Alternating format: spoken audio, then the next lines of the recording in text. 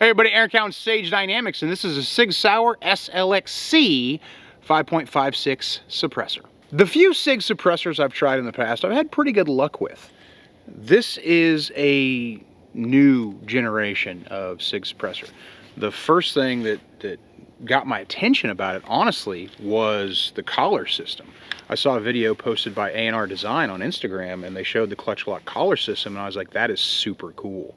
It is kind of a two-part system. You twist it on like many thread-on suppressors, and then you have just a little turn, QD, clutch lock, to lock it into place. And I'm thinking to myself, okay, that's cool. Is it going to hold up? Because I've seen some possibly great, later found out not so great, attachment methods for rifle suppressors in the past that seemed robust, seemed solid, seemed like they were going to hold lock up, give good return to zero, and they did none of those things.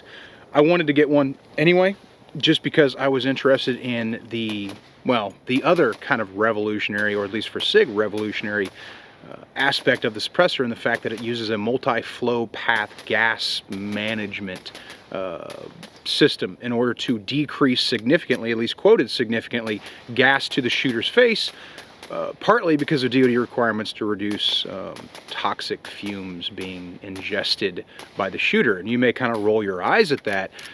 Trust me, you don't want to be taking in lead over a long period of time because it leads to being on medication. For the purpose of the review, I was going to use the SLXc on two rifles. My MCX 11.5 and my ADM machine gun in 12.5. So piston gun and a DI gun, which I think is important because you would think that the can would gravitate towards Sig's product line. However, the suppressor is designed to be used on 5.56/223, whatever you want to put it on. It has its own muzzle devices. It ships with one. You can get the 25-degree or the 90-degree shoulder. 25-degree is kind of specific for Sig products because they do that weird taper barrel that they do. And then 90-degree is your traditional shoulder that you'd find on most rifles, if not almost all rifles. It comes with 25, but also comes with a little cap, so if you want to run on 90, you can. I ordered two muzzle devices because I was going to be using it on two rifles for the purposes of the review.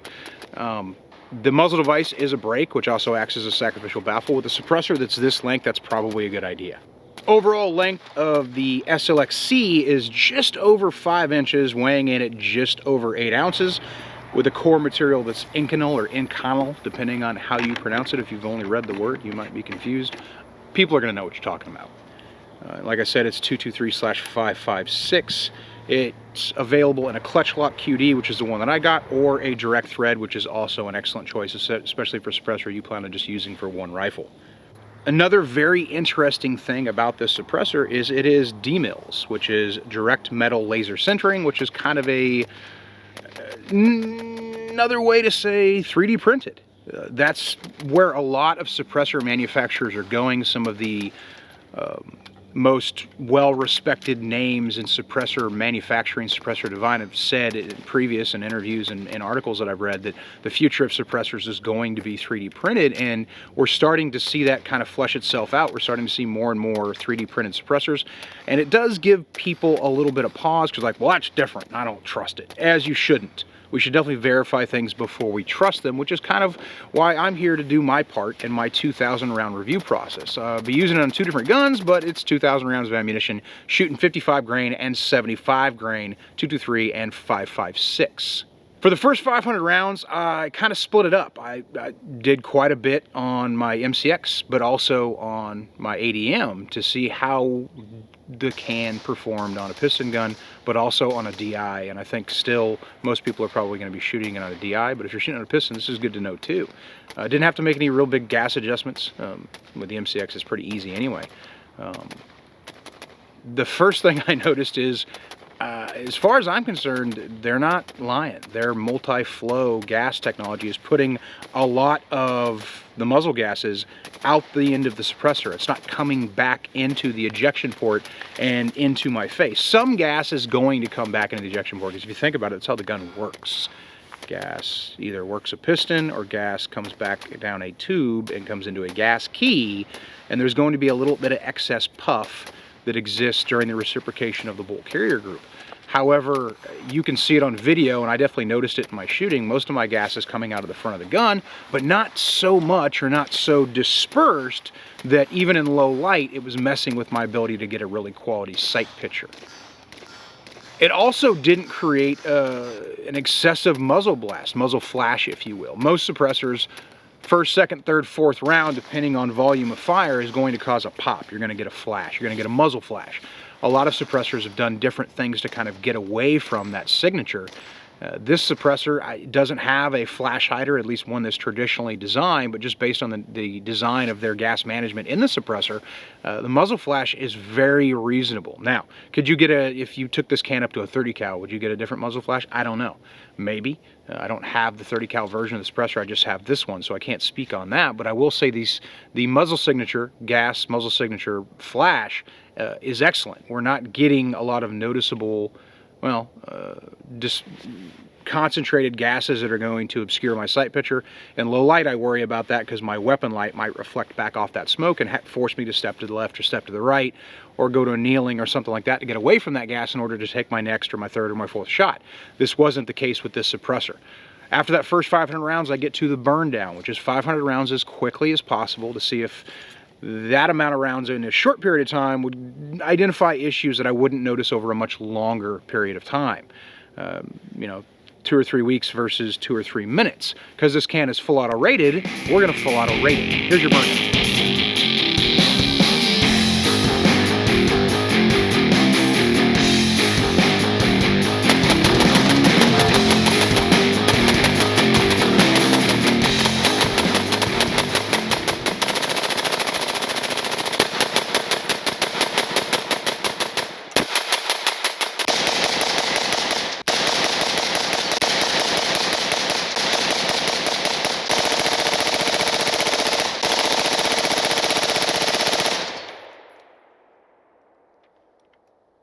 That's good and warm, I think.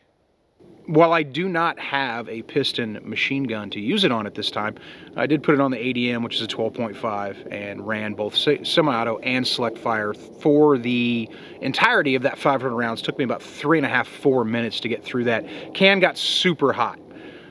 I was a little concerned. There was something I wanted to check out. After that 500 rounds, I just went ahead and, you know, shut down shop for the day, went home, left the suppressor on that rifle. What I was looking for is, after heavy use, am I going to have the suppressor carbon lock? And I kind of did. I could not, after I undid the QD system on the clutch lock, but I could not take the can off by hand. I had to use a strap wrench, which is no big deal. I keep one in my range bag for that specific purpose. But something to be aware of with thread on muzzle devices is they can cause carbon locking if you get them really hot, especially in a very moisture-rich environment. You get them hot, let them cool down. They can carbon lock on you. One of the preventative things you can do is treat your muzzle device with a reasonable amount of high-temp lubrication to prevent that carbon lock, or let your can cool down to hand touch and take it off. That way you don't have to worry about it carbon locking in the safe and you needing a vise and a Bible to get it off the gun.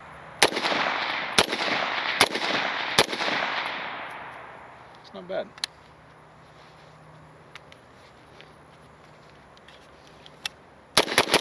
How does the can sound? I know that's going to be an important question. Well, I'm shooting it on 2 SBRs, an 11, 11.5 and a 12.5. And while you'll notice I am wearing hearing protection while I'm shooting it, I do that with all suppressors, because to me a suppressor is a muzzle device.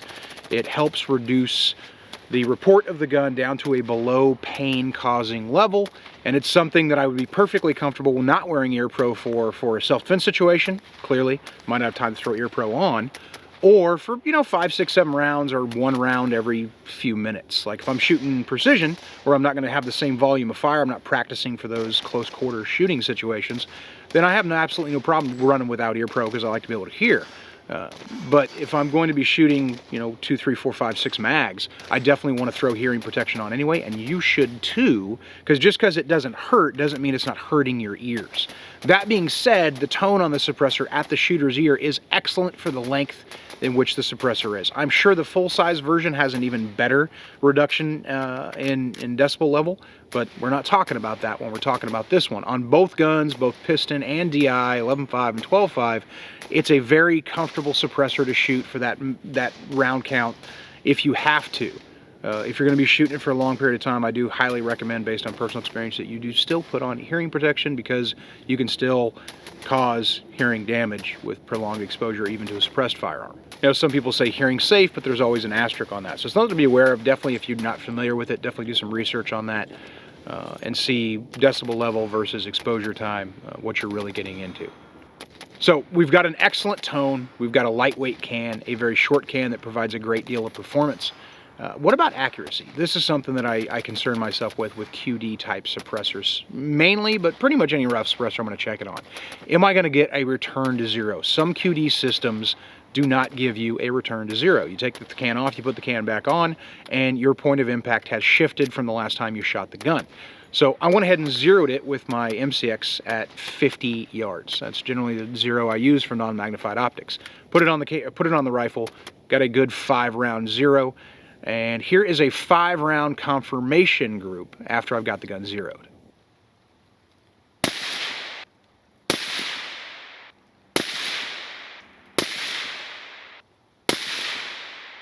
Then I took the suppressor off and fired another 5-round group, just to see if there is a shift, point aim, point impact, suppressed versus unsuppressed. There usually is, but let's check it out. Here's a 5-round group fired unsuppressed.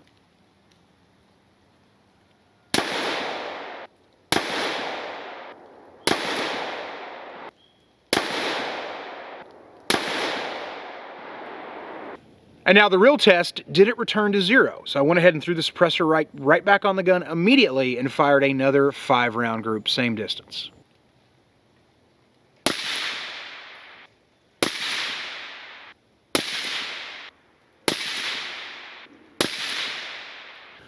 I'm pretty happy with that. Again, this is like 5 rounds, 5 rounds, 5 rounds. You might be thinking, well, you know, what if you waited like a month? Well, I didn't.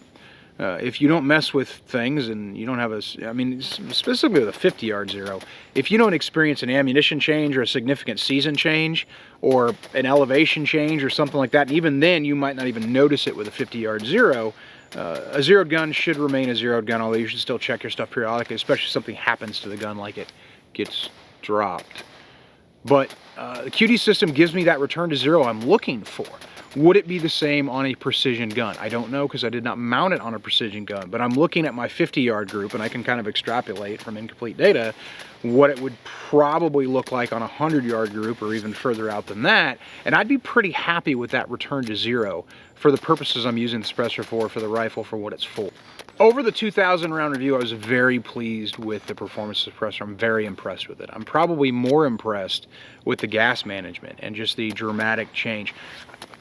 Some suppressors are gassier than others, and a lot of people will complain about that, and I get it. And it might be the gun, it might be the relationship between the gun and the suppressor. Some suppressors might be perfectly fine on different guns, but they're gassy on some, and that's just the nature of the relationship between suppressor and firearm. It is something we've just come to expect. And then you've got high pressure cans, low pressure cans, which material is going to be better, volume, baffle type, baffle size, diameter, length, all these other factors that go into determining how much gas you're going to get in your eye. I didn't get any gas in my eye. In fact, I didn't really notice the ejection port gases at all over 2,000 rounds, shooting in various conditions, various times of day, various weather conditions, various types of ammunition. I generally shoot a lot of 55 grain PMC for reviews, and then for accuracy tests, I'll use 75 grain Atlanta Arms, their TMK round. 77 grain TMK, or 77 grain or 75 grain Black Hills for those tests. And then I threw some of my self-defense ammunition in there, which is 75 grain Gold Dot. Good gas performance on that. I'd expect better gas performance at a Gold Dot than I would at a PMC anyway. Self-defense ammo versus range ammo. Generally higher quality, better powder. But the gas performance is boring in the fact that it's not even really worth mentioning, other than mentioning the fact that it's not noticeable. You do still have some of that gas coming back into the chamber. That's unavoidable. But if you compared this can to head with some other high pressure or even a low pressure can, you're going to have noticeably more gas coming back into the chamber with those cans than you would with this one, which is one of the main purposes for the design. It's something that the military is looking for. It's something that a lot of other people should be looking for, and you as a shooter, you should be looking for it too. So for the size, this is probably one of the best all-around performing suppressors I've ever shot. I don't like to use the word revolutionary. Companies use it. I don't necessarily feel like I have to use it, but I can't think of too many cans that manage gas as well as the SLXc. So the fact that it's very affordable, it's got good muzzle devices, it's got an excellent QD system, it doesn't affect your return to zero accuracy, putting it on, taking it off, putting it back on, there's no reason not to have one of these. If you're looking for a shorter, like a K size 5.56 223 suppressor, for any reason whatsoever, I would highly recommend this be on your short list of cans to look at, and probably you should just go ahead and buy one. I'm Aaron Count with Sage Dynamics. Train accordingly.